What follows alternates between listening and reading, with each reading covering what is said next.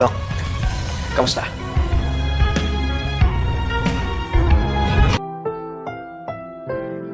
Ang susunod na programa ay rated PG. Ito ay nangangailangan ng patnubay at gabay ng magulang para sa mga batang manonood.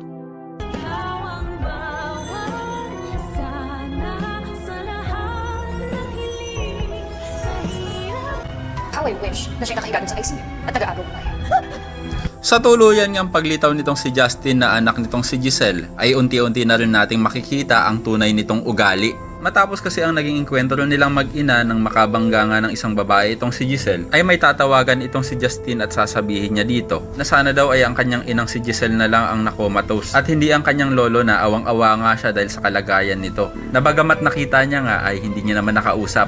Pero hindi naman natin masisisi itong si Justin dahil nga sa pinabigay siya ng kanyang inang si Giselle. At ang buong akala nga nitong si Giselle ay patay na ang kanyang nag-iisang anak. Samantala, napakatigas nga naman talaga ng mukha nitong si Moira dahil sa pupunta pa rin siya sa Apex kahit pa ban na siya dapat dito. Kaya naman nang makita siya ni Giselle ay agad niya itong pagbabawalan. Pero ayon naman kay Moira ay hahatidan niya lang naman daw ng pagkain ang kanyang anak na si Zoe. Na ang buong katotohanan naman talaga ay makikibalita lang ito kung patay na si Lolo Pepe. At pangaasar pa ni Moira kay Giselle na hindi naman daw nito mararamdaman at mararanasan ang pagiging ina dahil nga sa pinamagay nito ang kanyang anak noon. Talaga nga namang itong si Derek ay love na love talaga si Moira dahil sa kahit ano pang gawing pigil nila Robert at Giselle dito ay magagawa talaga nito ang gusto nitong gawin. Samantala, ito namang si Lynette ay patuloy na nakakaranas ng anxiety at habang siya ay nagpapahinga ay bigla na lang bubukas ang pinto ng kanyang kwarto at feeling niya talaga ay may taong gustong pumatay sa kanya. Samantala, mukhang nawawala ng pag-asa itong si Annalyn dahil sa sitwasyon ng kanyang lolo at nang makasalubong ng ating bida itong si Lyndon ay mapapayakap na lang siya dito. Kaya naman agad tatanungin ni Lyndon kay Annalyn kung ano bang nangyari. Kaya naman kung isa ka rin sa mga umaasang sana hindi pa naman namatay si Lolo Pepe ay pakilike ang video na ito and don't forget to subscribe. Thanks for watching and see you next time. Bye-bye!